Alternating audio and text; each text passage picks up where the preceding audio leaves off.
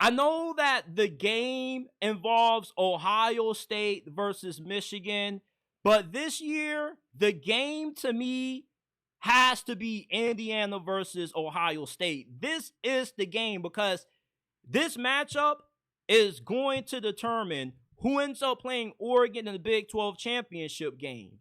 And if Ryan Day is the fraud that a lot of people make him out to be, he can't win big games, then Curt Cignetti is going to coach circles around him in 2 weeks when these two teams faced off against each other. Because listen, Indiana and their first season under Curt Cignetti has had the most success they've ever had in the history of their football program. This is the first time they've ever won 10 games in the season, and Curt Cignetti has accomplished this feat in only 1 year. So that shows you that you're going up against an elite head coach, and you're going up against a really good team. Analytically, Indiana's one of the best teams in college football. They're third in points per game on offense, scoring 42.8. They're 15th in yards per game, averaging 448 yards on offense. And defensively, they're just as good on that side of the ball as they are on offense. They're 7th in points per game allowed. They're 5th in yards per game allowed. And they got the second best run defense in college football.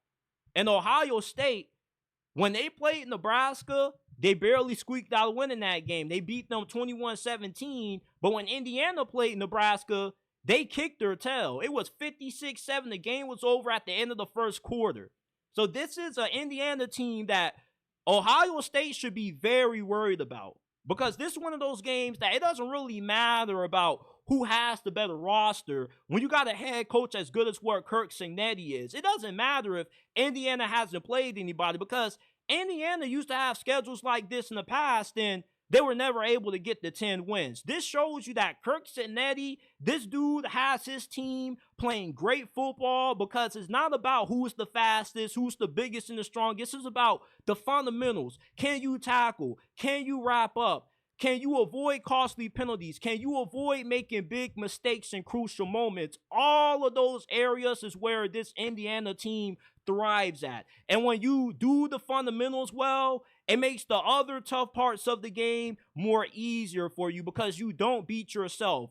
This is one of the biggest games of Ryan Day's career, because if Ohio State loses to Indiana, you're going to have people looking at that loss. Although Indiana's a good team, they're going to view it the same way they viewed Kalen DeBoer in Alabama falling to Vanderbilt. What the hell are you doing losing to Indiana?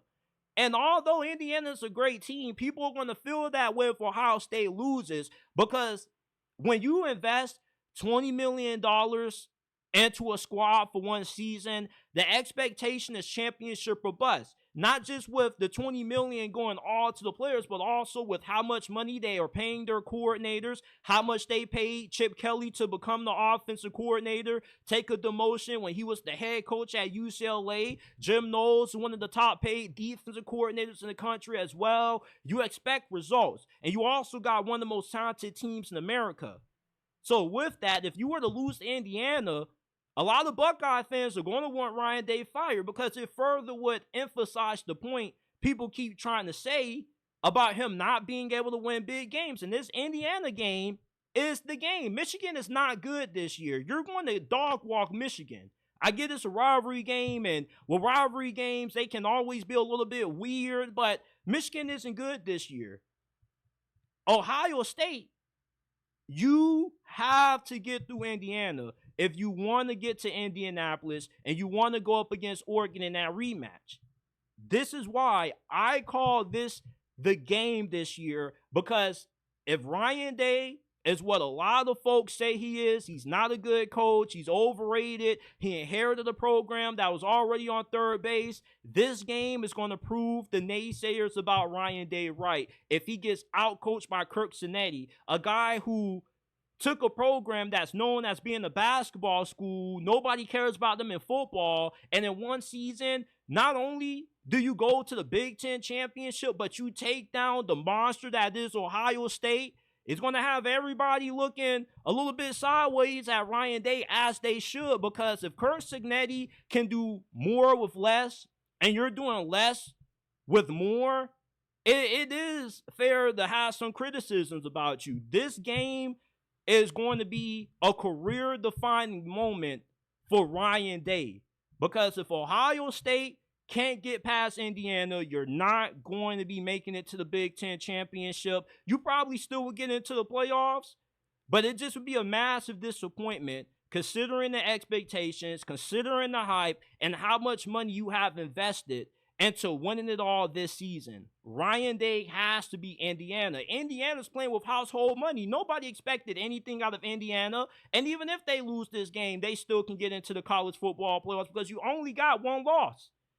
And analytically, they're one of the most dominant teams in the nation. And if the committee really is going off the eye test, Indiana has blown out damn near everybody they played up until this game against Michigan.